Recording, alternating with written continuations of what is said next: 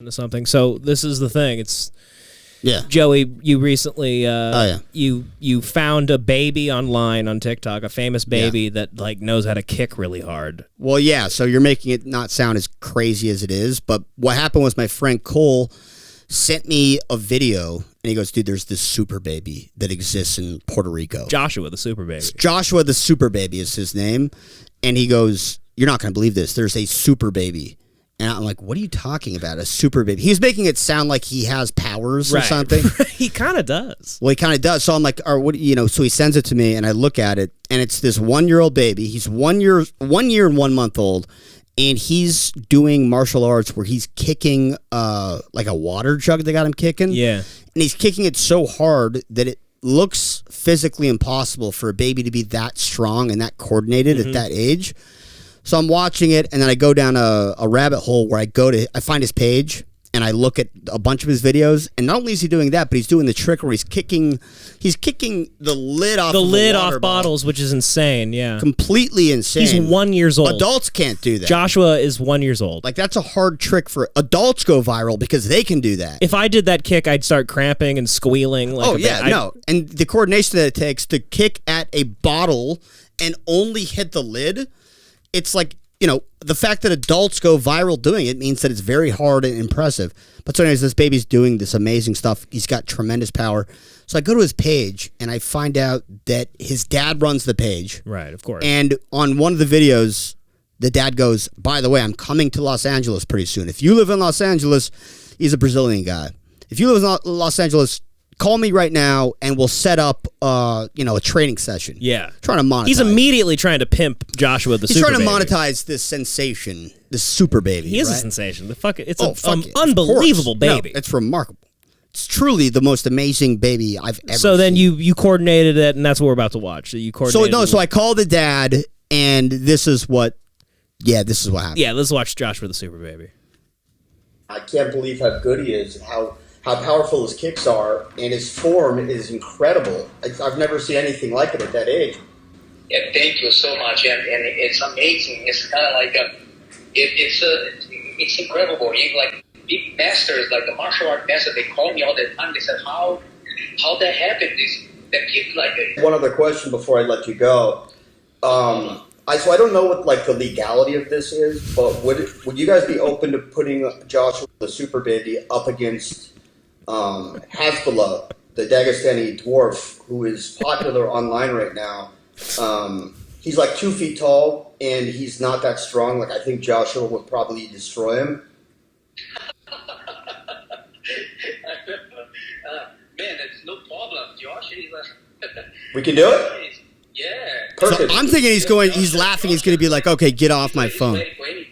That's amazing. He's right. I love hearing 500,000 pay-per-view buys.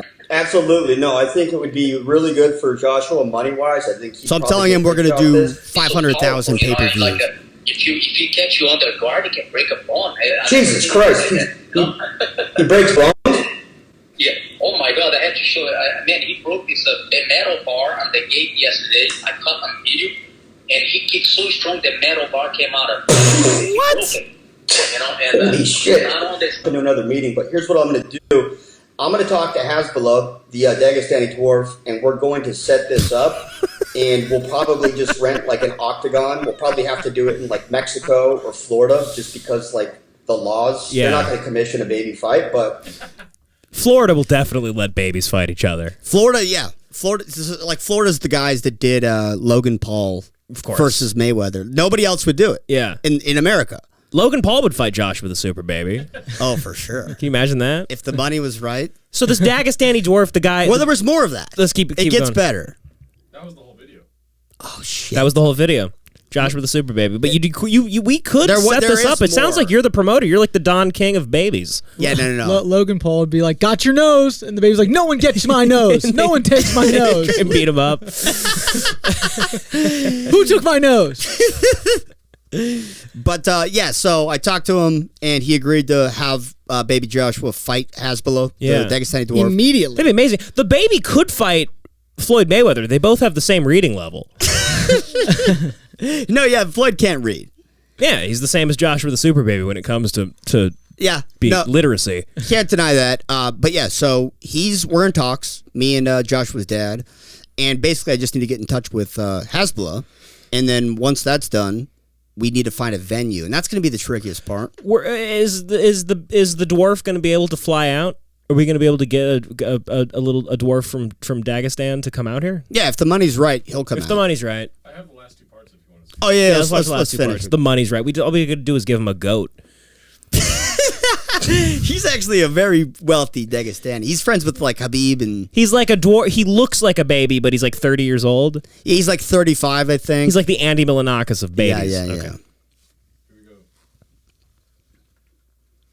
Oh, gotta unmute it. Rent like an octagon. We'll probably have to do it in like Mexico or Florida, just because like the laws. They're not going to commission a baby fight, but I'm going to look into the logistics of it, and we're going to make it happen, man. A baby fight. Okay, make it happen. It's just for kills fun me. for all the He goes, people. okay, make it happen. We'll talk soon. So, yes, sir, man. Let's make it happen. Let's bring the whole world enjoy something different for us, you know? Absolutely. So much. Okay, take care, my Thank friend. you, brother. Bye. Take care. Bye-bye. That guy's great. He's like, let's enjoy something different for once. He's like, can we finally have some different entertainment? And by that, I mean my infant child and a Dagestani dwarf. And the dwarf might kill my baby. But like, it's new. It's going to be new. He goes, can we finally have babies fighting midgets? He's like, can we finally mix up this goddamn landscape of fighting? Enough of the adults v. adults. It's time for a baby versus a dwarf. I'm sick of this. Enough of all these politics, this moonlight bullshit, all right? Let's get a baby in the ring. I love how he's just, Joshua the super baby could die. Well, I think he would actually win. That Dagestani dwarf would kill him. Did you see him hitting the mitts? He's only got a kick. Once the dwarf punches him, he's only got a kick. He's only got a kick. So did like Lyoto Machida, but he was the UFC champ. Call me crazy, but I think this might be considered abuse. Well, listen, I'm not here to judge one way or the other. I'm in talks with the dad. So You're the promoter. You're not. I'm here the to promoter. judge. I can't say. Yeah. I can't really say. I can't weigh in on that. But so what I will say is that we're making it happen, and it's going to go down. We're hoping for 2021. 2021. Well, it is 2021. No, this year we're hoping for yeah. the fight going down this year. And We might actually be able to make this happen. The dad was very into it. I'm going to make it happen. You're going to make it happen. I know it's going to happen. And yeah, the dad's in, so we have his permission. We just have to find a venue. And I think Gerardo he has friends in Mexico. I've been to Mexico. I have a couple of friends there. I think, do you know about what they do? Like for, do you not have a mic? No. Just what do they do? For what? Wait, what are you asking? For fucking babies? No, yeah. So, Mexicans don't fight babies. do you know about the Athletic Commission in Mexico? No. Okay, so Gerardo doesn't know. But basically, I think probably they kind of seems like every city in Mexico has their own rules a little bit. So if we go to like a real shit part of Mexico, I think, and you pay off a couple of guys. Tijuana might make it happen. Exactly. Tijuana, they have donkey shows there. Right? So that's go to a donkey bestiality. show. You watch Joshua the baby fight a Dagestani dwarf. A donkey show is the prelim. It's the prelim. It's Joe Rogan's announcing. Yeah. Joshua the baby comes out wearing an OnlyFans hat, like at Devan's t-shirt. He's sponsored. He's got Pornhub on. Yeah, we could get this going. We could also probably, listen, Chuck E. Cheese is on their last legs. We could get a Chuck E. Cheese to rent out this fight. Dude, Chuck E. Cheese is hurting. Chuck E. Cheese would be into this. Chuck E. Cheese sells alcohol now because they're trying to cater to like pedophiles. They're like, listen, you get a little hammered, you touch the kids, it's fine. Yeah. They have Wi-Fi at Chuck E. Cheese. Like people are going there to like work on their screenplay. Oh, wow. Which is hilarious to me. But yeah, Chuck E. Cheese would rent this out. Chuck E. Cheese, I think, so I'll look at Chuck E. Cheese's and then other countries. And then Florida. Florida probably. Toys R Us. The Dagestani dwarf versus Joshua the baby in an aisle of a Toys R Us. So it seems like you're just targeting places that are going out of business. And child places going out of business. Okay. They're desperate. Well, the problem with that is we need the athletic commission for the state to sign off on it, or it's illegal. If we do a baby versus adult fight in a Chuck E. Cheese, we're going to jail. What if we just kind of say it happened? What if we just say like Joshua the super baby like tried to steal like the Dagestani dwarfs like toy, and they just started going at it, and we just happened to be filming it? In an octagon. In an octagon. With a bunch of we just go, we paid- happen to have set up an octagon. There's a crowd, but it was just a random fight in the middle of a Toys R Us. That's actually a loophole that might work. It's a loophole. Well, I've been watching a lot of audits, so, You there's know the a lot of law. legal loopholes around here. I wonder what You're Amon Ganson would good. say about Joshua the Super Baby. I think that will actually work. So we go, hey, we're doing like we'll call it like it's a Broadway show where it's like, oh, this is theater.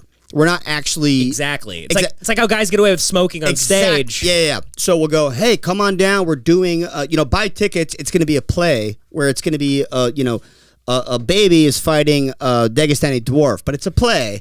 And then, but in reality, they are both swinging for the fences. Yeah, it's a play. This is Tennessee Williams. Yeah. He wrote this. Tennessee Williams wrote Joshua the Super Baby. Yeah, Super Baby on a hot tin roof. It's an adaptation of a famous play, and it's a little different, but that's our creative license. Yeah. And it just so happens that, they accidentally made a little contact. Accidentally, Joshua the Super Baby. They just accidentally made some contact. He accidentally cut up Hasbulla's face. Listen, we accidentally killed a baby. That's what we say. We're carrying Joshua out in a bag, like it's a dog fight. Jesus. No. But that is, I can't believe the dad is into this. Also, I can, because, maybe he's desperate. The baby might be the biggest thing in his whole family line. He's like, I can't believe my baby. So I will say that I spoke to the dad for about 10 minutes, and we cut it down to a minute or whatever that was. But I spoke to him for like 10 minutes, and he gave me his whole background. So he was a famous Taekwondo world champion, and he's a legendary trainer, and the kid looks white, and he's like Brazilian. Yeah, that's what I was a little confused So it might about. be a step kid, honestly. It might be a step kid, or maybe it's just like one of those weird genetic things where the other person's DNA overpowered it or whatever. Yeah. But I think it might be, because at one point I was like, you got some super cum, dude. That's an amazing baby. And he kind of like brushed it off in a way where it was like, oh, maybe that's not his kid. Right. But because he instantly started going like, well, no, I have an ability to train kids, all kids. That's a little creepy. Well, no, he's a martial artist. It wasn't creepy. He was doing it in a way where he was trying to promote himself as a trainer, like to like build up his gym and stuff. He thought that I was a big fight promoter and like a guy with connections. Yeah, I could tell. Yeah, he thought like I said, he thought he was talking like fucking Dana White. Yeah, exactly. I made myself sound like Dana White. So, anyways, we're gonna make it happen. It'd be amazing. It's in Mexico. It's at the Chuck E. Cheese, whatever. It's going down in 2021, and I think it's going to be big. I'm not kidding. I feel like there is if we get the dad to sign some paperwork and maybe the baby signs some paperwork, and the Dagestani dwarf does, is it illegal? I think we can do this. Is it any different than TikTok stars fighting? I mean, I don't really see a difference in, especially mental capacity wise. I don't see any difference. Logan Paul versus, I thought you were Bryce saying. Hall. I thought you were saying that midgets they don't have. I keep forgetting that the Dagestani dwarf's not a baby. He's not a baby. No, he's like I think our age, but he has a cute baby face. Yeah, and like all of his friends pick him up and like hold him, so he seems like a baby online, but he's an old man, or he's like a middle-aged guy. Yeah, and he somehow just stays young. You know what I mean? Remember that he just somehow stays young. By the grace of God, he's staying young. Like he's got a beauty regimen where he's putting lotion. He wears sunscreen. The Dagestani dwarf. He has a good sunscreen What's your regimen. secret, Dagestani dwarf? SPF. He drinks What's your secret? I drink a lot of wine. I eat nuts. I eat a lot of fish. It's the same. Fish oil. Fish oil. But yeah, that'll be great if we get that to happen. I'm going to work on it. I'll work on it. We'll keep you guys posted. So that's the Patreon. That's going to go on the Patreon. We're going to have this baby fight. Well, the baby fight. All the updates, because I talked to the dad. I have his number. Patreon.com/HateWatchPodcast. Yeah, so I saved his number, and he really loved what I was saying, and all the updates going on the Patreon. In. Yeah. He was in. Yes. Way too quick. Way too quick. I don't want to say it, but, we'll put the bit aside for a second.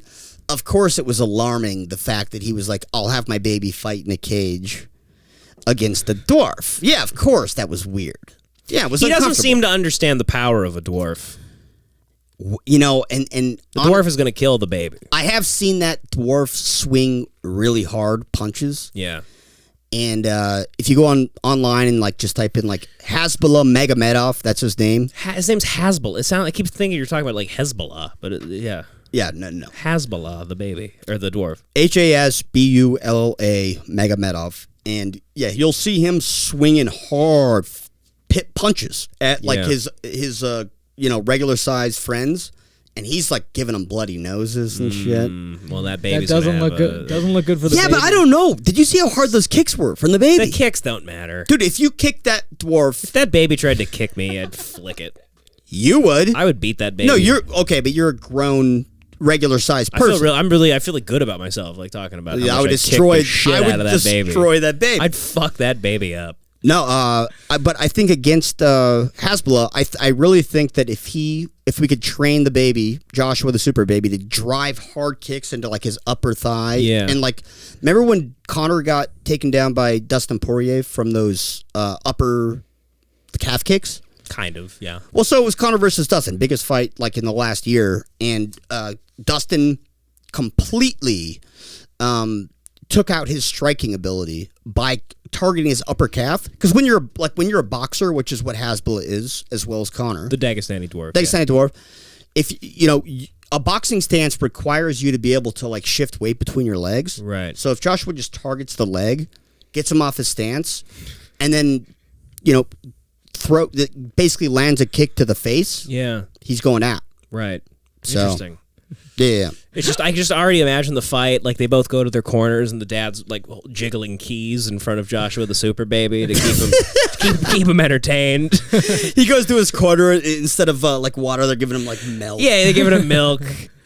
You got a baby bottle. I mean, honestly, they're changing his diaper. The ref calls in like a diaper changer. Like, he shit his pants.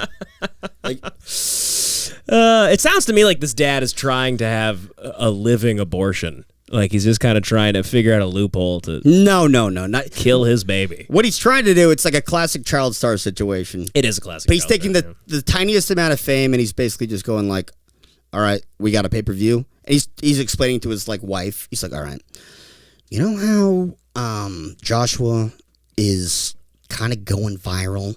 She's like, yes. What about it? You go, okay, well we gotta go to Mexico for something. She goes, what are you talking about? He's fighting a Dagestani dwarf on pay-per-view, and it's gonna be a blood sport. Well, the dwarfs are the Dagestani dwarf is the Dagestani dwarf. Does he have the same strength like as an infant? No, right? It's like he has the strength he has like definitely more strength. He's got like more regular people strength. Well, so compared to a normal infant, he's way stronger, but but compared to the super baby, it's actually really close, and that's what makes it such an exciting matchup, and that's why it's going to do very well on pay-per-view. Yeah, no, this baby is amazing. I mean, this baby fought its way off of Epstein's Island. That's why Joshua's the super baby's so strong. It kicked the shit out of like Ghislaine Maxwell and Epstein and everybody. Dershowitz. He was in the basement of Cosmic Pizza. What was Comet Ping Pong? Yeah. But yeah, all right, we'll do it. I have video of him fighting a monkey. Let's play the damn video. Is it the super baby or the Dagestani? The Dagestani dwarfs fighting a monkey? Okay, here we go. He's fought a lot of animals. He got owned by the monkey. Oh my god. Well, monkeys are strong. He didn't get owned by the monkey. That's bullshit. Monkeys are very strong. No, he didn't, dude. He that monkey got lucky. Oh wow. Oh yeah, he's good. He's got a good choke.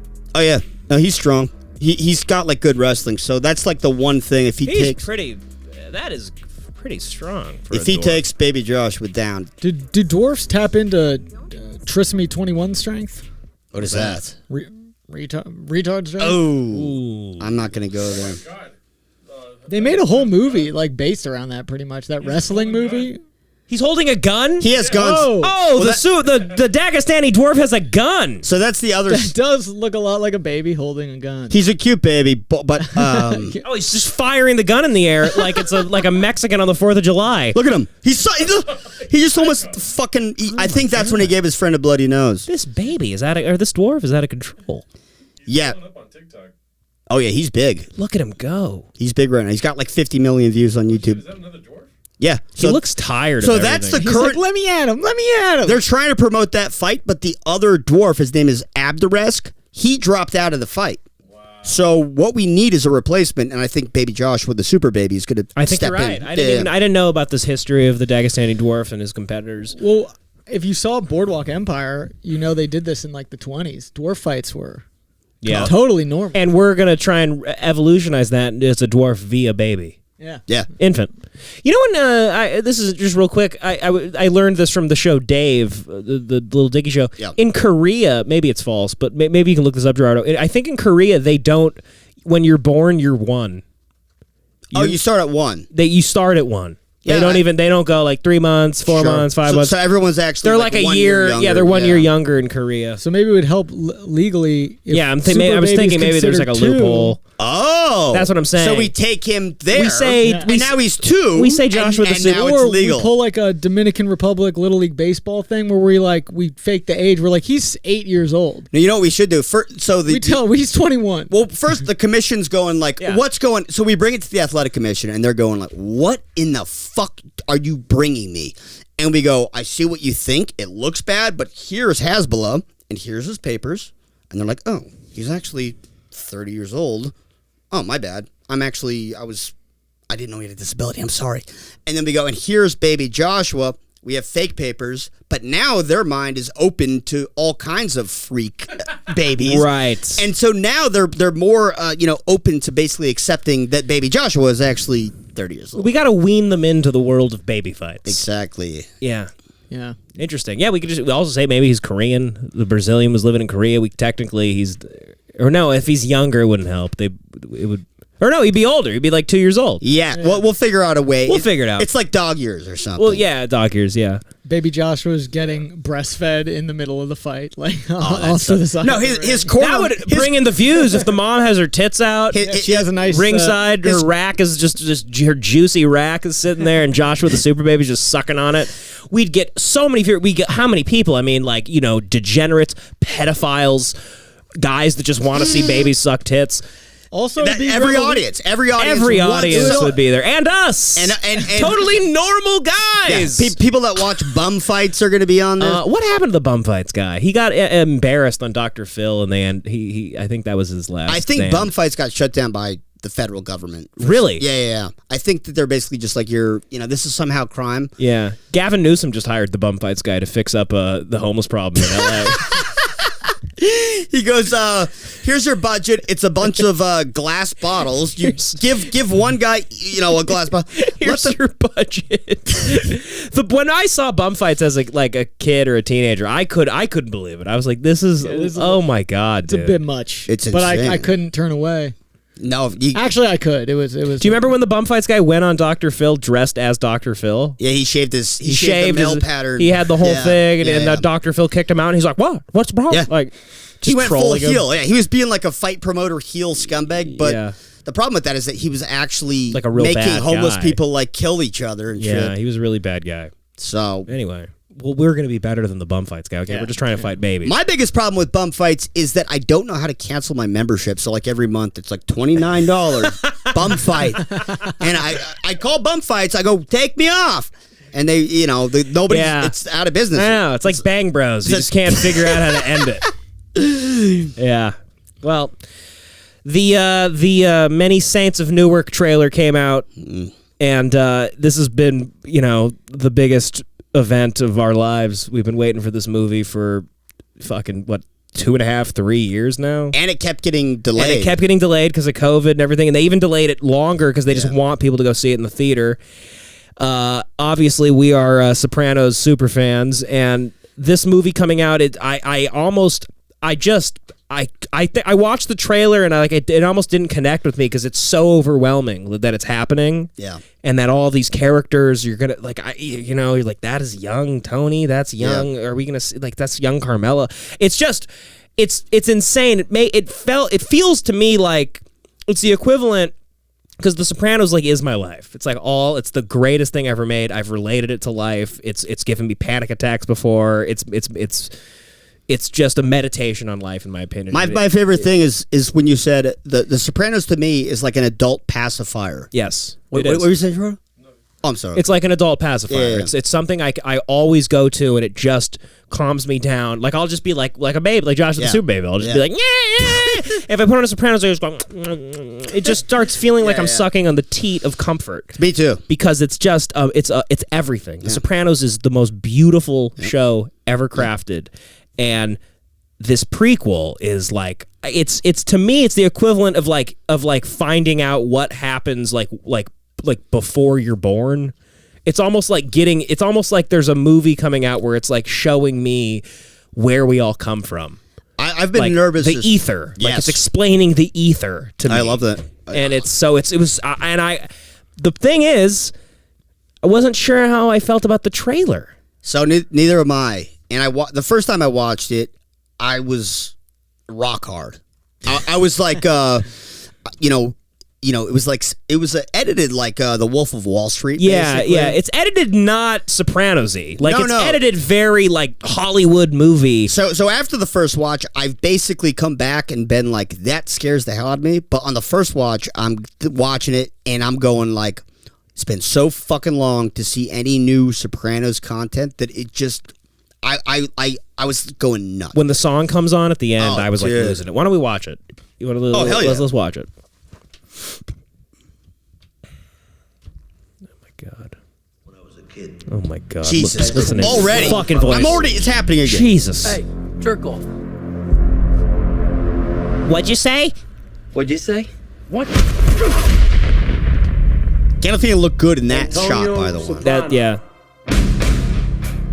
I wonder if I can talk to you alone for He's a a moment, leader. Mrs. Soprano. On the basis of the You think David Sanford Scatino's in this? IQ. Oh, I would love You can't prove Scatino. it by me. He's got a D+ average. Livia looks great too, and she's got the eyes He down. doesn't Yeah. apply himself, but he is smart. The results tell us. This is He's a overwhelming. leader.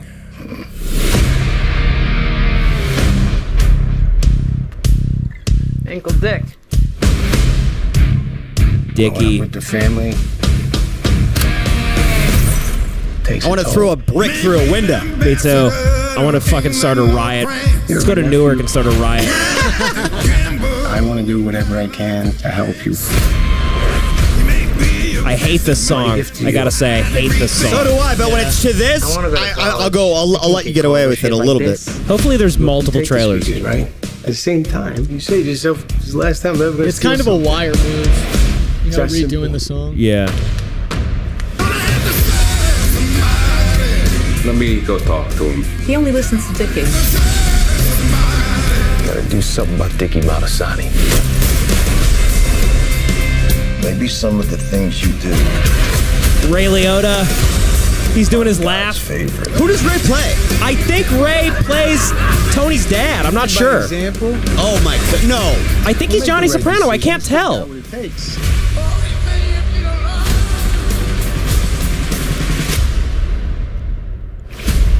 Here we As far go. as your nephew goes, Here we go. Here we go. Listen to that. I'm listening. Stay out of his life. Here we go.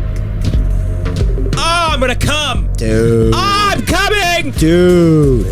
All right, that time it's actually the greatest movie ever made already. The more I watch Yeah. it, the more I Okay. like it and get It's excited. waves. It's waves, and then you'll sit. Woo! You know, go on.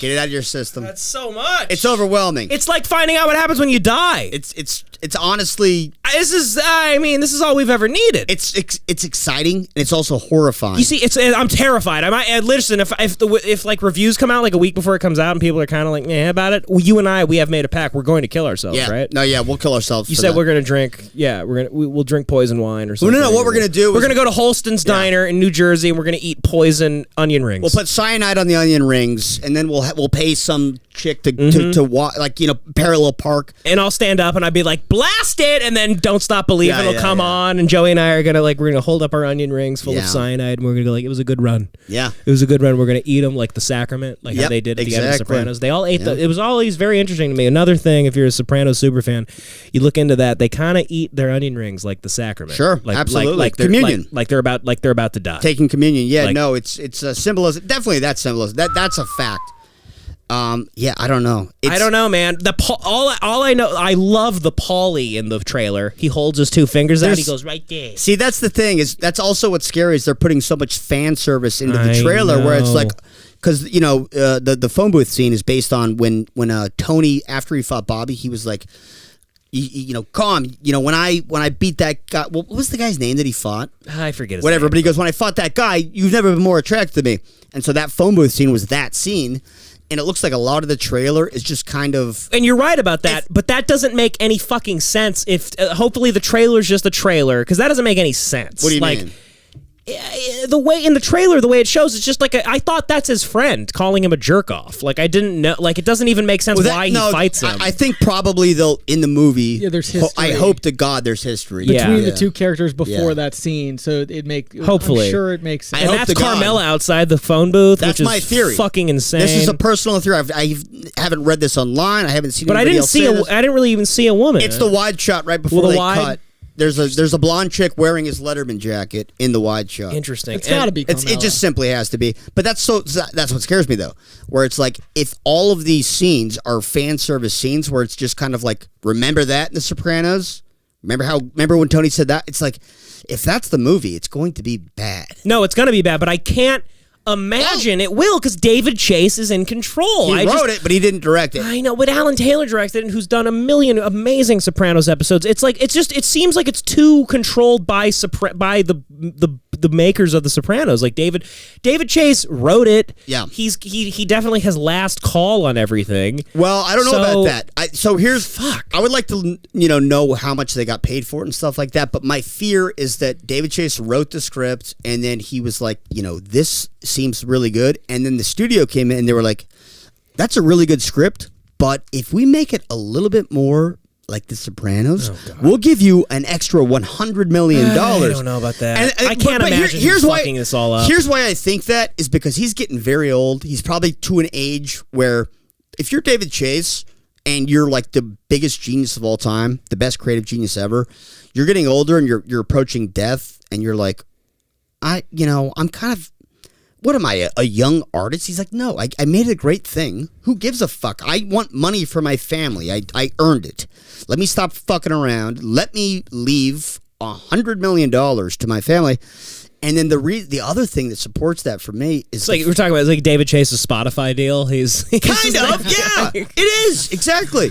Everyone's going to watch The Sopranos or the movie, The Many Saints of Newark, and be like, the sign sucks. What's with your new studio? Your new studio looks like shit, Tony. Yeah. But also the fact that he didn't direct it. It makes me think that he got to a point where he was like, he made a compromise, where he was like, you pay me that amount of money, yeah, we'll do it your way, but I'm not directing it. I'm putting my hand... But why wouldn't he direct? He directed the pilot. He would direct season finales here and there. But he was always fully in charge. Which is what I imagine he had to be during this movie. But not fully in charge. But the reason he didn't direct every episode is because you simply can't do that on a TV show. Your schedule would be a nightmare. You would die. I don't know, man. I think he's so... The man is so depressed. I know that's... When we watched Talking Sopranos, the episode they had with him, he's so, like, just still David Chase. He's a sullen, depressed man. That's another reason why I think he was probably just depressed. He's, like, probably in a mood where he's like, I don't give a fuck about this. But he hates bad things. Like, he hates cheesy, corny things. I'm hoping to God, I think this is just a editor that's like, they're giving me the Sopranos movie. I'm going to edit it like a fucking Yeah. big Hollywood movie, and so maybe it's just it might not have the tone of the movie at all. I mean, the Inglourious Bastards trailer is not Inglourious Bastards the movie. Like, there's many movie trailers where it's completely different in tone than the movie. And, the Inglourious Bastards trailer, you're like, oh my god, this is gonna be like fucking just some big shoot 'em up, just like them beating the shit out of Nazis and killing Nazis, and then it starts and it's like a slow like European film. That's a very good point, and that's what we need to say that because there's a decent chance that you start watching the movie, the pace is way different, and I rewatched it a couple times. And I was watching it, trying to figure out, well, what could the pace be if this were just bad editing? And you can kind of get a feel for, oh, I could see why this could actually be slower and more Sopranos-y. I think it's just trying to excite you. Yeah, I think it's just that's all it's trying to do. That's the only goal. Yeah, I could see they're that. trying to get, listen, a bunch of, the weirdest thing about the past few years has been watching like really stupid people discover The Sopranos. The pandemic made all these like morons all of a sudden like are watching The Sopranos, and they're just like, they just like mob and guns and pony and whatever, but they don't get it really. So I think that they might have catered this trailer to those dipshits. Well, if that's the case, can you imagine how pissed off David Chase is about that trailer? Probably, yeah. But Sopranos trailers were also different.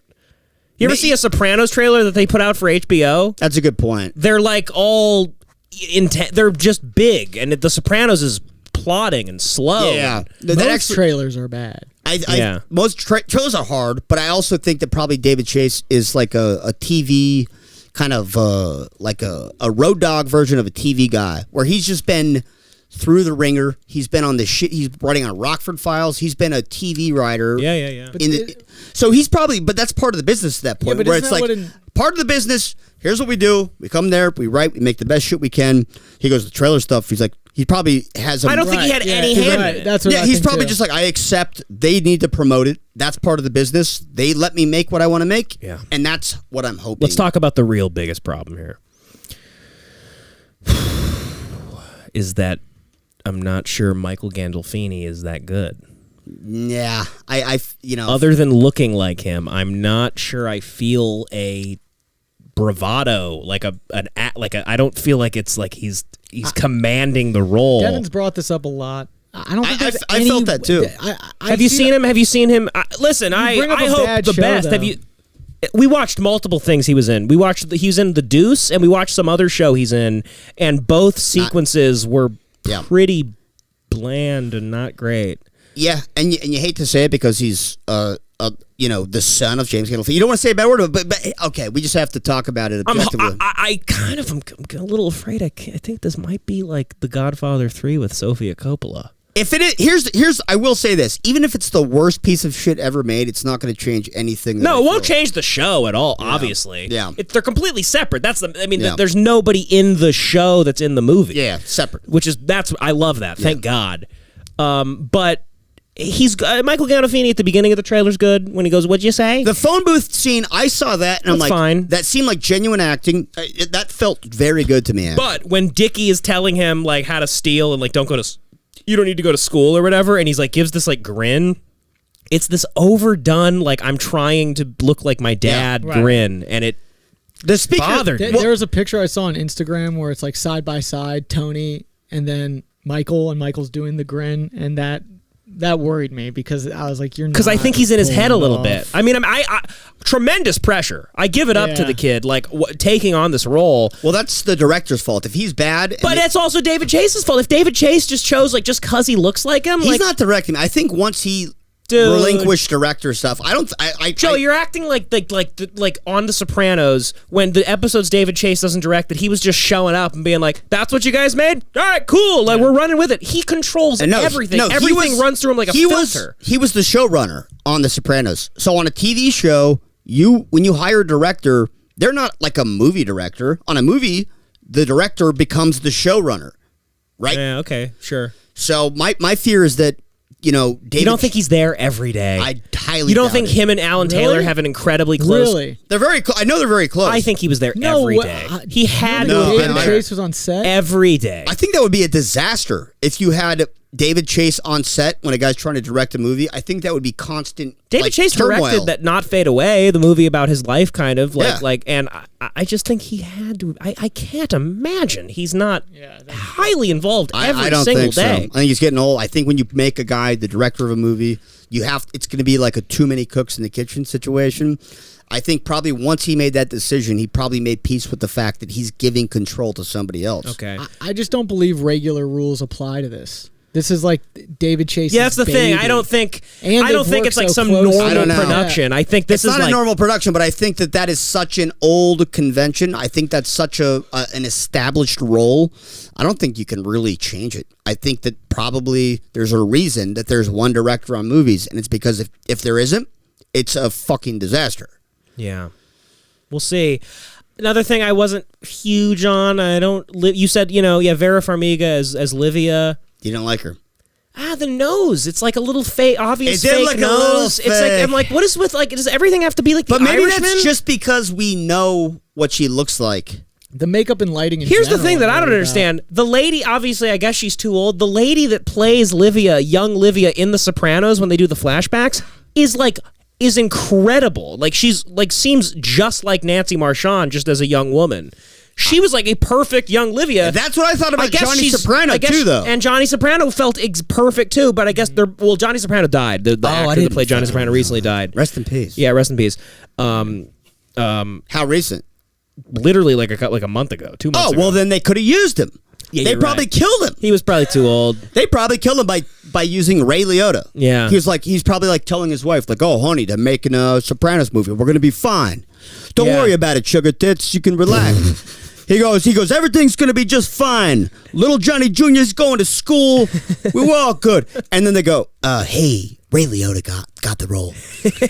He probably drank himself to death. He might have killed himself because he didn't get his own role. He's like, I'm already Johnny Soprano. I can't be him. He killed himself. But go Is on. Ray Liotta Johnny Soprano? No, I don't you know. said that. I don't know. I think he is because he goes, stay away from my nephew. He says Or stay away from your your... nephew. No, so it can't be. No, stay No, away you from could your nephew.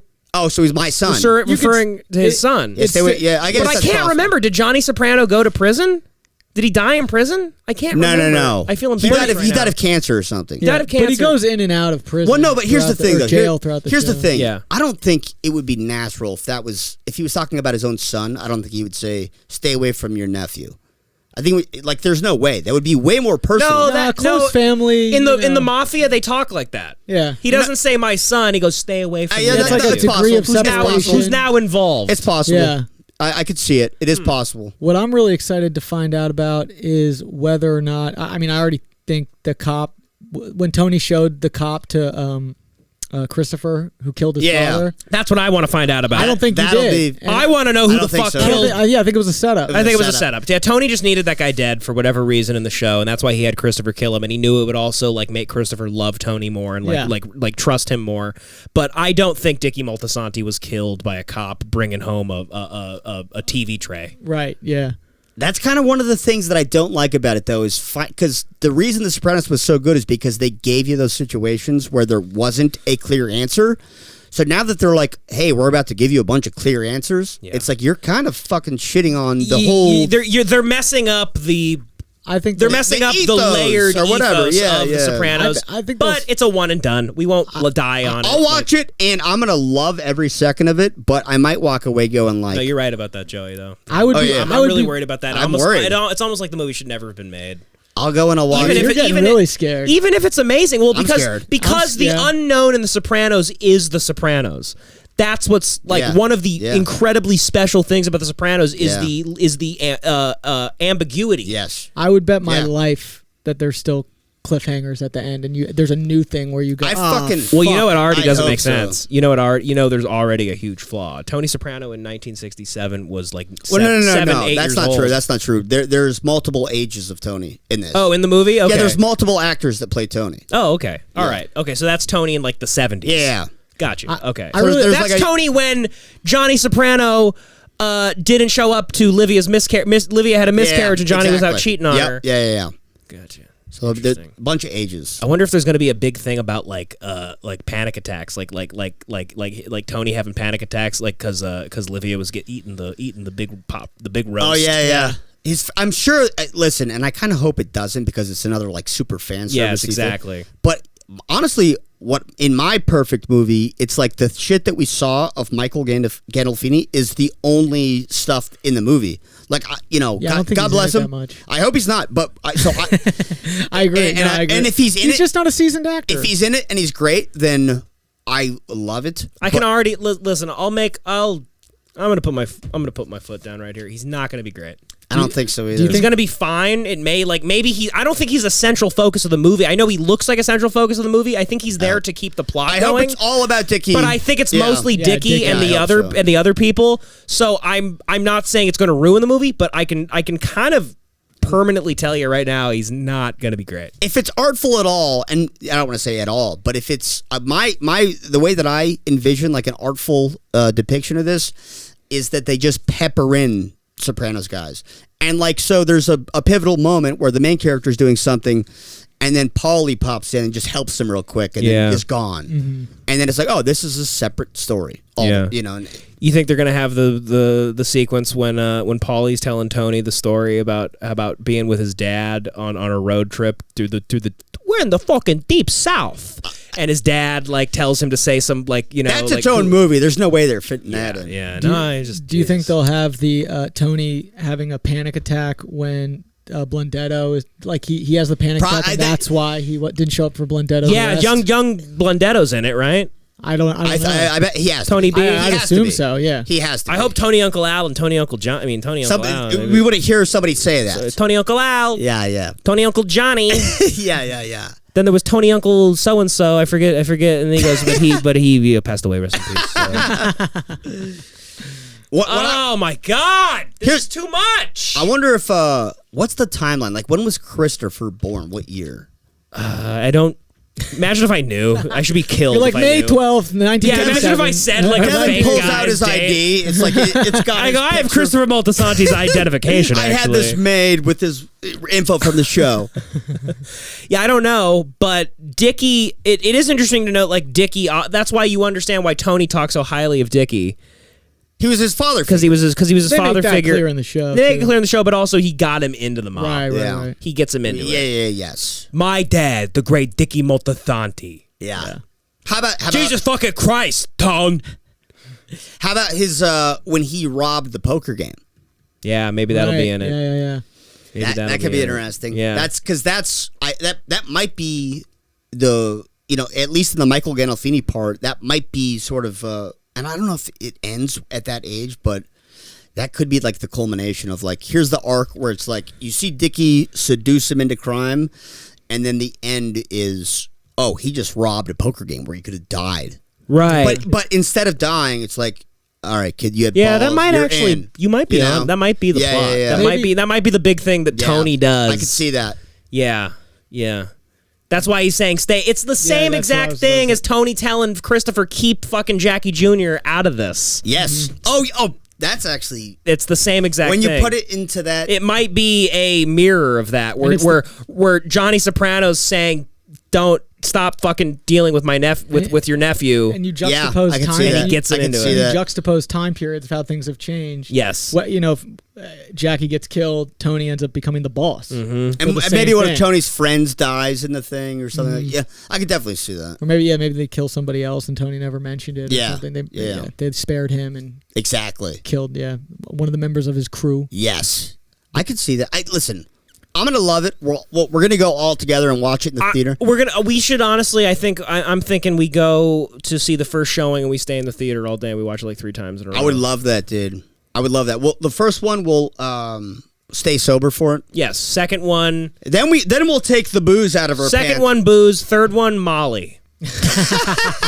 And we're just standing in the theater like woo, just doing doing Sopranos voices. We get kicked out. It'll be great. We'll do 3 reviews. Yeah. It's the sober, the booze, and then the Molly review. Yes. Jesus fucking Christ, Christopher! It's a $500,000 job. Tone, I don't fucking know. The fucking guy was late. What the fuck do I know? Oh my God, I can't. It's just too much. It's too much. It's overwhelming. It's really overwhelming. It's scary, and also the fact that it's going to be probably the first movie in theaters that we're all excited. Like since COVID, it's going to be the first thing in theaters that it's a big event. A big event, yeah. Like back before COVID, we would have like, okay, there's a Scorsese movie this year. Okay, the next year there's a big Tarantino movie. Every well, now that's all we have. That's all. The only events we have are Tarantino, Scorsese movies, and we have like maybe one more Scorsese. Paul Thomas movie. Anderson might do something. Yeah, but Paul Thomas Anderson used to do that, but now he's all obsessed with his movies about British guys making dresses. And, to be honest, I love Phantom Thread. I love Phantom Thread too, but it's like enough. Okay, can we make something fun? That was like, that was a shit year, but that was like my favorite movie of the year. It's an amazing movie, and I watched it in theaters like a few times, and I thought it was great. But I'm a little tired of Paul Thomas Anderson like needing me to like love really boring like landscapes. I get that too. Go make something kind of. Can you make a movie about somebody that's not a dressmaker? Okay, believe it or not, PT. This isn't like that stimulating. Yeah, make something. Make something fun. Some freak that designs dresses for frumpy bitches in England. I don't care. I mean, hurry up! Get to the part where he's getting poisoned. Okay, I'm sorry. I know you made it great because you're an incredible filmmaker, but can we get back to a Boogie Nights landscape? Get back to the Valley. Yeah. Do some criminals in the Valley. Get some drugs coke. involved. I'm not that entertained by a guy eating a British breakfast and trying to get poisoned by a frumpy broad. I support the woman. Frumpy's a negative word. Go ahead. No. Anyway, that's it. Frumpy's not negative. Well, I just had to say that, but go ahead. Sure, whatever. I want PT to get back to a fun thing. I'm a little tired. I feel like the last 5 years of his movies, it was like Inherent Vice, which makes no sense. I don't care about Inherent Vice. It's literally nonsensical. It's just I didn't even finish it. It sucks. Yeah, it's a piece of shit. That movie sucks. It sucks. The book is also like my dad read the book and my dad's like, I have no idea what's going on, and I'm like, well, good for you. You're an intellectual. Yeah. Like I don't know. You're reading nonsense. I don't know what the point of these things are, where like nobody has any clue what's happening. But so Inherent Vice I thought sucked. The Master's great. I like the Master. The Master's a lot. The Master's amazing, but it's also what I'm saying is it's still the slow. Like I just want get to the action. Give me an epic. Give me a Boogie Nights. Give me a Boogie Nights pace. Give me I'll even take There Will Be Blood. I love There Will Be Blood. There Will Be Blood's a masterpiece. I love There Will Be Blood. God damn, of course. Because even though it's extremely long, there's just something crazy happening every step of the way. Well, that's like spectacle filmmaking, just like Boogie Nights. It's a different pace, but you're still seeing this weird epic happen. Mm-hmm. It's not some guy in his house where he's making dresses. Yeah. Which I love, but not great movie. I saw it a bunch of times, but I'm not as epic. I'm saying we're at the end of our rope here. If I'm trying to get all my friends to go see a movie about a dressmaker in England. What was the movie before The that the guy made? David O. Russell? Yeah. Where it was like Mark Wahlberg, and it was like he made a movie with Mark Wahlberg before The Fighter? He was a firefighter, yeah. So like he made like a real fucking dud that everybody hated. I didn't even know that. David O. Russell. David O. Russell made a movie with Mark Wahlberg. It was like an existential film that was like a weird art house movie, and it basically just bombed terribly. I didn't even know A couple that. people liked it.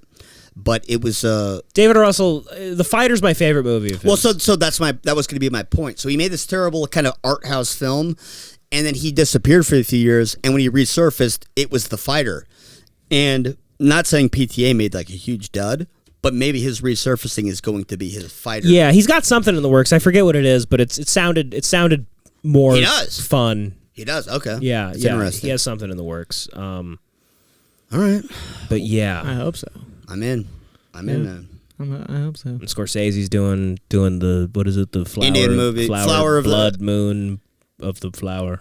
Children of the Flower Moon. Of the Flower Moon, or something like that. That sounds awesome. Sounds great. There's no trailer, but I read. Yeah. So it's a story about Native Americans getting like murdered in mass. True story for their oil. For oil. Yeah. And the white guys marrying into the families. Exactly. That part of it is just going to be the intellect or the seduction. The seduction. Yeah. Their relationship at home in private. Yeah. That's going to be insane. Because it's like marrying into money, which is a story told a million times, but at just like such an insane level.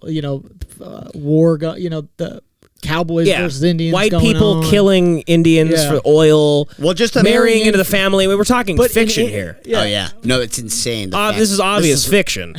Yeah, no, but the fact that just imagine being the dynamic at home when you have a wife. where you're sitting there quietly and you know each other up and down, and the fact that you know, as the husband, I married you only to become your husband so I can legally absorb your oil money when we murder you. Yeah. And then knowing that while you're sitting there at dinner and you're fucking, you're banging. It's crazy. Yeah. That's why most of my friends are in relationships right now. They're all trying to get that oil money. I know, Matt just sitting there, and she's like, "Should we get a Roomba?" And you're just like, "I can't wait to kill you." Can't wait to fucking take your oil Native money. American bitch. She goes, take out the trash. She goes, what? The trash is building up. What are you doing? And he's just going, oh, I can't wait. Do you think we should change the blue to green in the guest bedroom? You fucking Native American bitch. He turns around and he just pulls out a big buck knife and he's just like, oh, I can't. Puts it back in. He's like, yes, honey, right away. Anything to drink, and then he goes in. She's like, could you make like a salt rim, and could you actually grab some snacks, some nuts, and he's just like sharpening a knife. How are you getting just one day, just soon, I'm gonna take that oil money. I'm gonna kill this bitch. Yeah. Well, I mean the Many Saints of Newark, huh? It's also gonna have. It's also gonna. The fuck was that? Great transition. Johnny Carson over here. It's also gonna. It's gonna. Also, we're forgetting a huge role in the movie is that it's like the riots, the Newark riots. Oh yes, indeed. Which should we just tell Joey about Gino? Yeah, we met this guy named Gino, this Italian guy on our Patreon. We have a full recap. Mafia weed. I heard about this on the Patreon, and I'm going to actually buy the Patreon because it sounds like such a great episode. It was an incredible recap of this guy we met at a bar, he wants Gino. Us to come back to Bon Vivant. Yeah, he's a regular. He stays there all the time. He's like, you guys coming back? At where? Bon Vivant. Bon Vivant. Atwater It's weird. All these like hardened guys hang out at this like fucking like kind of bougie like half coffee shop. Kinda Why are you guys there? I used to work there, so they give me free stuff all the So time. we go because he gets free stuff, Yeah. and we just sit around and Yeah, it's riff, a great place to just whatever. hang out during the day. But this guy Gino shows up, who's in the weed business. He's like 65. He starts telling us all about his past, like growing up in New York and from getting Lower recruited by his family to be in the mafia. Right. Where they sat him down. His uncles literally took him out of school one day and they go, "We've been watching you. You're good. Yeah. You're good. You did this right. You did that right. Like we want to get you in." And it sounds like a guy you'd instantly be like, he's lying. Because a lot of New York guys do that, but Sure. I don't know. There was something about He wasn't Gino lying. where I don't think he was lying. Because he was testing the waters with us. Yeah. I could tell he didn't want to talk to us that much at the Yeah. beginning, and then he liked us enough that he started. New York guys warming exaggerate, but they're not going to just completely cook up a fairy tale. No, his brother. He said his brother was like the hothead of the family, like crazy. Like his brother got kicked out of school, and he hated this teacher, so he went and he bought all the balls from pinball machines, and he got a slingshot and he shot out all the windows of all the faculty's cars in the parking lot. And when it went, when they asked him like, "Why'd you get pinball machines?" He's like, "What am I supposed to find 30 bricks?" So that guy he went to prison. His brother went to prison. He died in prison. He got shanked to death by black Muslims. Yeah, because in a prison riot. His brother Gino said his brother wasn't a fan of black people. He didn't like. He got really angry around black people. Well, so I mean, in that's prison, standard prison race war. Yeah, so he was killed in a race war in prison. He goes, Gino says that when he was 12 years old, this goes to the Many Saints of Newark, when he was 12 years old, he was handing out sandwiches to the mafia during the riots. Yeah, he said like all the grandmothers and mothers would make sandwiches all day. And the kids would run around during the riots, like handing them out to he's, like, Italian like union members and mafiosos. And he says that one day he was standing at a street corner in front of some buildings, and this dude that worked for John Gotti, who killed like 28 people for John Gotti, he said the name, but I can't forget his name. Yeah. He was standing there, and these, I guess, black guys from the other, from the riots or whatever, pull up. One guy gets out. Did they pull out a weapon? Yeah, I guess. They pulled out weapons or something. I forget the story. He gets out of the car, immediately just gets... And they immediately get lit up by bullets. Immediately. Like 20, 30 bullets. Headshots. And Gino, 12-year-old Gino, standing there holding sausage and pepper sandwiches watching this. And he goes, the minute that they were killed, kids ran out of this like barber shop. They grabbed the bodies with hooks. They pulled the Holy they fuck. pull Like the fish bodies hooks? fish Yeah, hooks. yeah, They pull yeah. the bodies out of the car. They unscrew the sewer drain. They throw them down the sewer drain. They close it up. Then other kids run out and sweep up. Another guy Jesus starts spraying Christ. down the spraying all the blood away. And then people start walking towards, and he goes, "It's as if nothing happened." That's actually a minute and a half, and I go, did they go missing? And he like laughs at me. He goes, "Missing? They were like, they were from another county." Yeah, Like, no one came. Nobody looking. cares. You know, I've heard a million Mafia stories. That's all I watch only true crime, basically, content. And I've seen every single Sammy the Bull interview. I've seen every single Mafia interview. This sounds like insanely new. Like I've never heard anything like this. I know. I'm going on the Patreon when I go home. Dude, it was the Great hooks. plug. Yeah. When he said that they had hooks Yeah. and that they unscrewed the sewer and threw the bodies down there and then sprayed the blood away, and then he Holy shit. said 20 seconds later all these regular people started walking towards them and everyone just started like whistling and Like, yeah, we didn't see literally anything. nothing happened. Yeah. Yep. Jeez. Amazing. Yeah. Did you get his phone number? No, but I asked him how many when he's there, and he goes every day. Every day. We'll be back. I'll be back. Come Every with time us. I've been there. Next time you guys go, I'll come with, and Yeah. Met this other guy, Carlos, who was sitting next to him. He was a truck driver, but he was like the same age as Gino. He's also from the same area in Brooklyn. And Carlos, he has no teeth, and he talks like literally like an Irishman character. He's like, "Hey, my name, any guy with a voice like that, you're like, you've killed people. Yeah, he's trying to eat. He bread lost his dipped in voice wine. from Yeah. screaming in the middle of violent rages. Good bread. Yeah. Gino's talking about how he knew guys that like around like 34, 35 years old, back in New Jersey, New York or whatever, they start getting hard up for money. They have a family. It's hard to support. They drove garbage trucks. They would then finally go to the Mafia and like try to make a deal. Like, yeah, do this. Mafia, they'd all go missing. They all wound up dead. Of course. And the Mafia would take over their route or whatever. And he said like he knew like multiple guys from high school where they just literally just, but yeah, they're dead. They all wound up dead. I mean, Missing, dead. that's the story. That's what people say. If you get involved with Mafia, you go to jail or you get killed. So this sounds right, and that's insane. Yeah. I'm looking forward to meeting this man and potentially swearing my life. I wanted to his ask him, like, loyalty. can I join something? How do I join a thing? You know, we should corner him and put a gun to his head and say, "What do you think about the Many Saints of Newark trailer?" Dude, it was amazing because he's like talking about like he goes like he had another brother. He's talking about like how his other brother like died of like a brain tumor, and he's like graphically describing like in the brain like where the tumor was and all this. And then in the middle of describing his brain tumor, like a woman walks into the silhouette of the bar, and he goes, "Oh, look at that, that's pretty good." And then he goes right back to be like, "So anyway, the tumor is at the front of the head. His hippocampus. He goes inoperable. He died pretty quick." And he goes, "Oh, look at that. I'd like to take a piece out of that ass." Like in the middle of talking about his dead brother. Wild. Holy shit! Yeah. That guy sounds awesome. Yeah. There's more to it. I don't want to reveal everything. Yeah, don't tell everything. I think I've essentially told all the best things. But No, I go like, no, there's a couple more. Please sign up. Please. Oh my goodness. There's more. but no, that was amazing, and I can't wait to drink with him for the rest of my life, and hopefully be killed by the Mafia. I That'd be completely great. understood Imagine being being- I would killed like by to be killed. What an honor. I'd like to be killed by the Mafia. It's way cooler than just dying normally. Dude, I have this internet poker friend that I used to play poker with on the internet, and I didn't even know he was in Los Angeles, but I was in this group where we talked poker strategy, and we're like, all right, well, let's discuss this hand. Would you play this hand in this position with these bet size, blah, blah. And then eventually I said something where he's like, oh, wait, you're in Los Angeles? You should come play a game with me.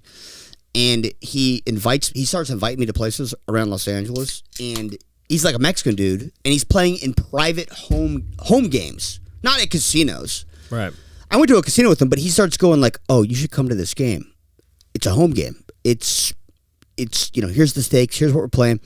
I go, "What do you so it's like an illegal game?" Right. I'm like, "Is that?" And he's like, "Yeah, but they got an armed guard." Yeah, you're like, is that Frank Sinatra Jr.? Well, so he goes, "No, they got an armed guard." I'm like, "An armed guard?" I'm like, "So they're scared of getting like robbed then?" He's like, "Oh yeah, that happens sometimes." And I go, "You're making it sound like this is a dangerous thing to do."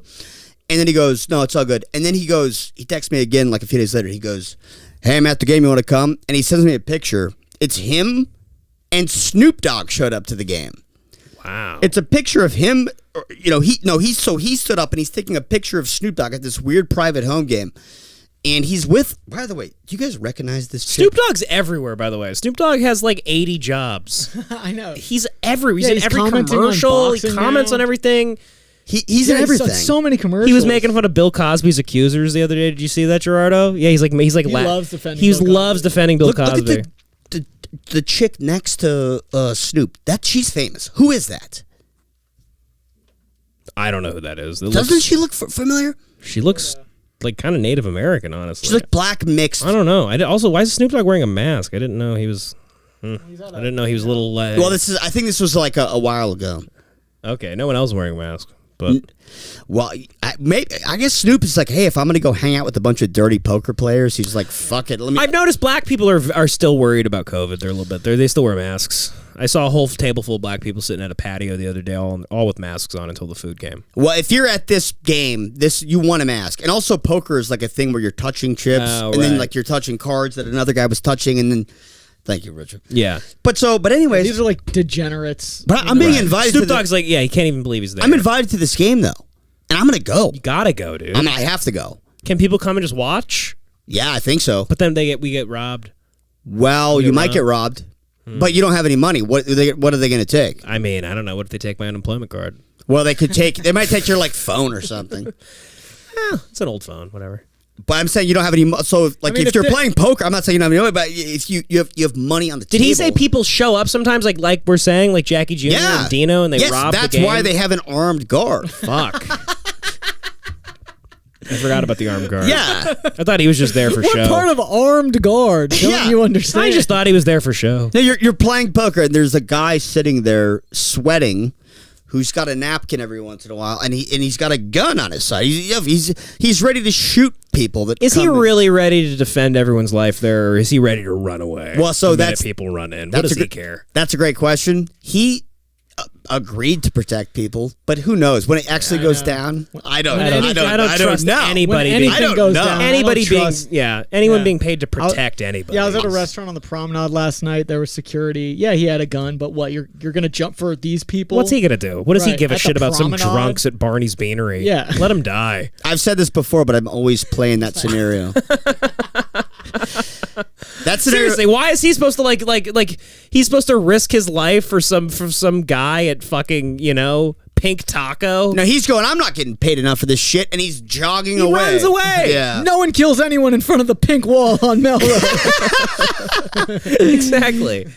He goes, for the pink wall! Defend the wall! Sprints into the line of fire. He jumps in front of an influencer's bullet. Yeah. No, realistically, probably 1% of those guys are real heroes. Yeah. So none of them are. None of them. Oh, no, some. No. Some. They're cowards with guns. I'll say it right now. Well, no, actually, we'll go I know of a test couple them of... I live. know... No, I know. I'm sure they fight. I'm sure they defend things here and there. It's more about just the fact that there's a guy with a gun there. There's a guy with a gun there. I won't rob it. Exactly. No, yeah, so that's what happens. It's like everybody playing poker there. If you lose all your money and then you go back home to your friends and you have like a couple of friends that are gangsters and you're smoking weed, you're getting drunk, you're like, man, I think this game, we could rob it. I think we could rob this game. Mm-hmm. But if there's a guy with a gun, he's like, they're like, oh, well, should we rob the game? And he's probably going like, nah, there's a guy with a gun. I don't think we could do it. Yeah. So it's just enough to kind of, assuade you to, a forced entry robbery. I'm the guy that gets shot by the security because I'm like trying to pull gum out. I'm like just pull him, and it looks aggressive, and he just kills me. Yeah. And that's the story for the rest of my life. Jimmy Bats. Yeah, exactly. Yeah, Jimmy fucking Bats. I don't know. I think he's a bookie. What does a bookie do? We'll go, and you guys can come. Gerardo, you ever play high stakes poker? High stakes. You play poker though? You ever had any mafia encounters? Any like Mexican mafia encounters? I assume all Mexicans have some Mexican mafia connection. Yeah, but not really. Yeah, but not really. Yeah. Do you have like an uncle who knows a guy in the cartel? No, Gerardo's. Maybe he doesn't want to talk about it. Yeah, code of silence, dude. Yeah, we shouldn't talk about. No, I want to talk. I want to know about this. I was just told not to go to certain bars when I was in Mexico, and then I saw what city? Tepatitlan. Oh, that sounded. Oh, I've been That there. sounded really. Say it again. I know that place. That was amazing. It sounded like you're tap dancing with your mouth. Tapatidang. It's Tepa. Go say the whole thing. Tepatitlan. Tepatitland. Is that like Aztec? Tepatidlan. No, I don't know. I don't. It sounds minor. It sounds like what's the famous place? The temple. Anyways, I love it, and I want to come visit. Joey moved right past it. Joey's like, I don't got time. I'm like, nobody. Yeah. Joey's like, I don't have time to remember yeah. These things. bozos are gonna know. No, Moving right along. They told you what bars not to go to. Interesting. And you can see why. Right. Yeah. All right. All right. That's the first bar that I would go to. I don't go there. I go, all right. I show up blackout drunk with So a. you're Mexican gangsters here. You were hanging with ex-cartel. Yeah, I went to Mexico one time. I did. Yeah. I went to Mexico and I showed up on a boat dock because I was obsessed with catching a big tuna fish. Mm-hmm. And I went to a boat dock and I go, I'm asking everybody that I see. I go, can I go on your boat and can we go tuna fishing? Everyone's like, no, shut. Like they're all like, you white idiot, get away from me. And then finally I saw somebody that was like, yeah, I got a boat, I got girls, I got everything. Yeah. He goes, I got. He's like a southern He goes, guy. I got the. Is that southern? He goes, I got the green, I got the white.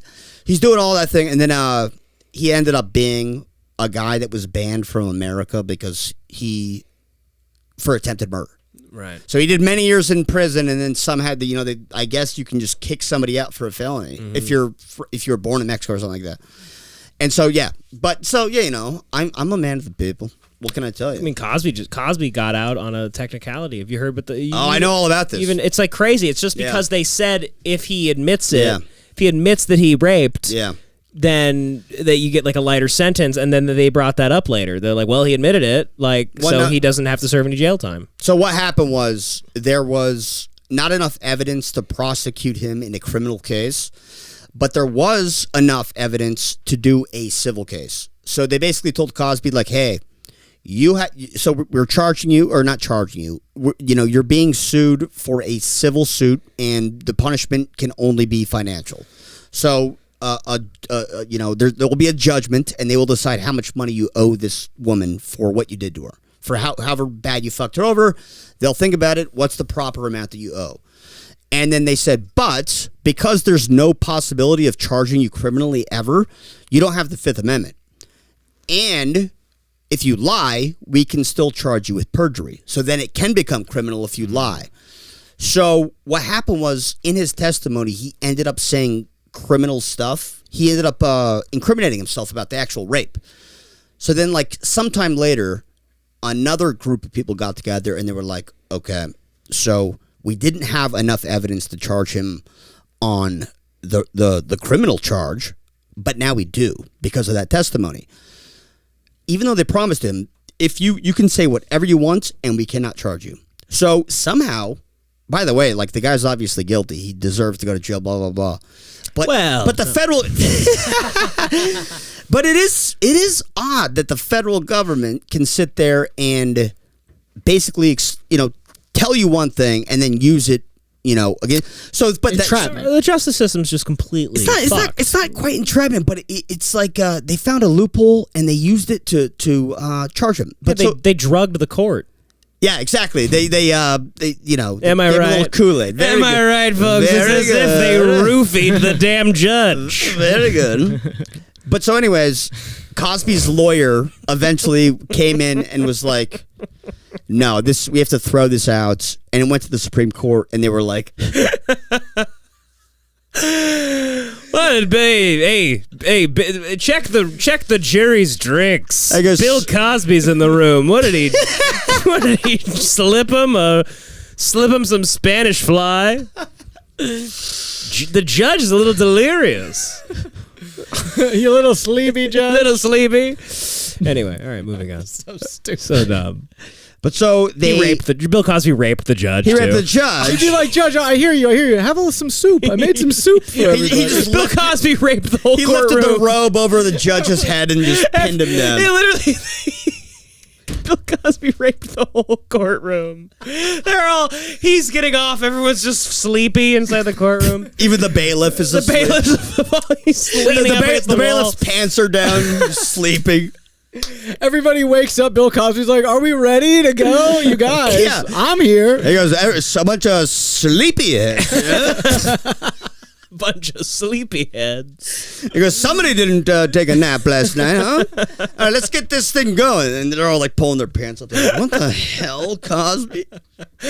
I like how in this situation, Bill Cosby's also gay. He like doesn't care. He's just raping everybody. He's just in it for the thrill. He's in it for the thrill at this he's point. not even attracted to Yeah, it. he's like he's just an evil genius. He just goes, "How can I rape everyone? How can I rape everyone?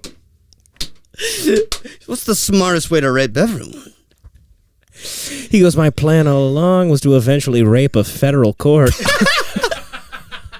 He's like a jigsaw for it's all a big setup to rape a judge.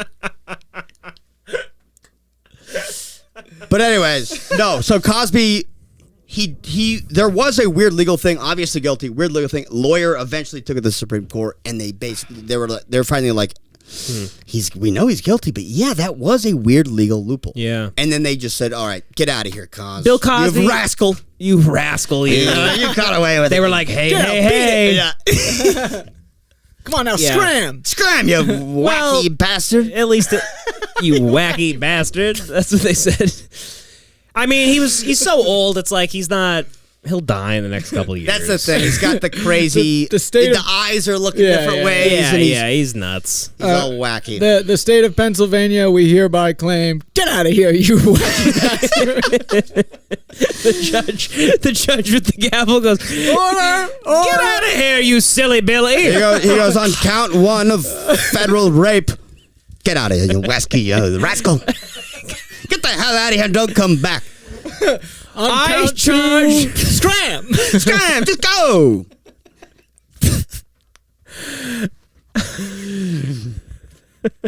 No, it's going to be exciting to see what he does, though, now on Twitter. It will be. He's gone tour already.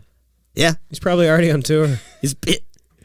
He'll sell out. Yeah. Black people think he's innocent. They do. It's the OJ syndrome. Yeah, it is. It's they What was Snoop Dogg saying? Snoop Dogg's just making fun of the accusers in some video real quick. He's like it's like a real quick video, but he's just in the studio somewhere making people laugh, and he's like, and then I went back a third time and he slipped. And I go, shut up, bitch. Oh my God. Yeah. Snoop. And it's amazing You're a poker player. Hold yourself a little higher. It's amazing that Snoop Dogg does stuff like that, and he's just still in Corona commercials, and he's in everything. He's he's uncancelable. He's got an out because white people are just terrified. 50 exactly, Cent, Snoop Dogg, they go on The View every week, and they just talk about pistol whipping people and calling gay people the F word. No, white people go. White people he are had a tough life. well, he's a rapper, so he didn't have it good. He can pistol whip. Exactly. Yeah, he pistol. So what? He pistol whips. He goes, "I'd be pistol whipping if I was him." I should be pistol whipped. I'm an evil white man. I should be pistol. I should be. White people just watch that and they're like, pistol whip me, 50. Please. I hope the game kicks my ass. There are so many white people like guilty that. white idiots. Yeah. And I'm not guilty. No. And I have no. We've done nothing wrong. It's weird that Bill Cosby's out of prison and Sha'Carri Richardson can't compete in the Olympics because she smoked weed. They're going to let her in. They'll let her.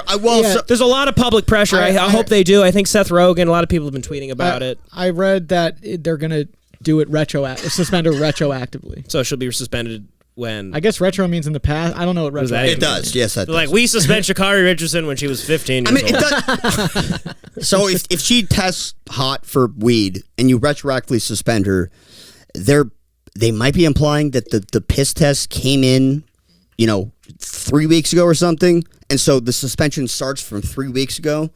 And then so by the time the Olympics starts, she's off suspension rather than still being on. Right. But my friend texted me and said that there's a clause where if you go to treatment, then they can. They'll let you compete. So she's got to do that. It's just so lame. There's no way right now in this year that you can. She's the biggest story up until that story. It was like she won. She went and hugged her mom. Yeah. The Olympics is a struggling organization. At the end of the day, they're a business. They got their biggest star. They're going to suspend her because she fucking smoked Sha'Carri weed. Richardson can't compete, but we can have like 14-year-old Chinese girls On that have been like, on steroids? steroids that have been being abused, just like forced to fucking jump around. Exactly. Everyone's fucking. To quote Nate Diaz, everyone's on steroids. Yeah, and you can't let some chicks smoke a little weed. You're damn right. Everyone's on steroids. Mm-hmm. I'm not, but I should be. I am. And let's face it, Sha'Carri Richardson, probably the best looking person in the entirety of the Olympics. Probably. What's the girl, the Simone Biles or whatever? Hey, Simone Biles. She's got that gymnast body though, where it's flat. Yeah. Too muscular for me. Yeah. My taste. I was gonna go Greg Louganis. was he an Olympian? Yeah. Diver. Yeah. Michael Phelps was hot. Phelps was a hot piece of ass. Yeah. How long have we done? Not really. He had huge ears. Well, that was 120. But that's swimmer's I know. That's You're good. making That's a gay, a little like I'm gay, Joe. Yeah. I'm a little fruit. I'm Joey LaFleur, a little fruit. You really poked a hole in that goof, didn't you?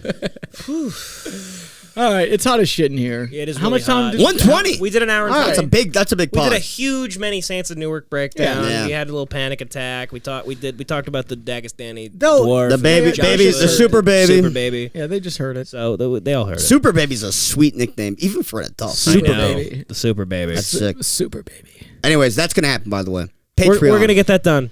Patreon. If you want updates on that, Patreon. Check out the Patreon for more. We're really we're doing some fun things on the Patreon. And now we're people that remind you every episode. Please, we don't want to do this. I hate myself. Yeah, subscribe, leave a thing, Listen, tell your friends.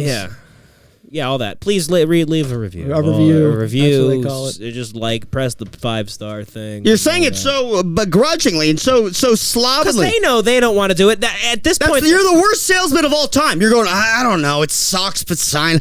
You go, hey, we got the best content on the Patreon. We got great stuff. That's the move. We do. What I just heard, I'm about to cancel my Patreon. Can you give us a salesman lesson real quick? Fuck. I mean, Jesus Christ. Put the camera on, Joey. Fuck. Okay. Can you do it? I know I'm making you perform a little bit, but... Here's the thing. I've been planning a lot of stuff for the Patreon. I've got content ready to go, including baby fights, superstar babies. I've got midgets from Dagestan who are coming over to the country. I'm in talks with a super baby's father. He's in my phone. I've been talking to him all day.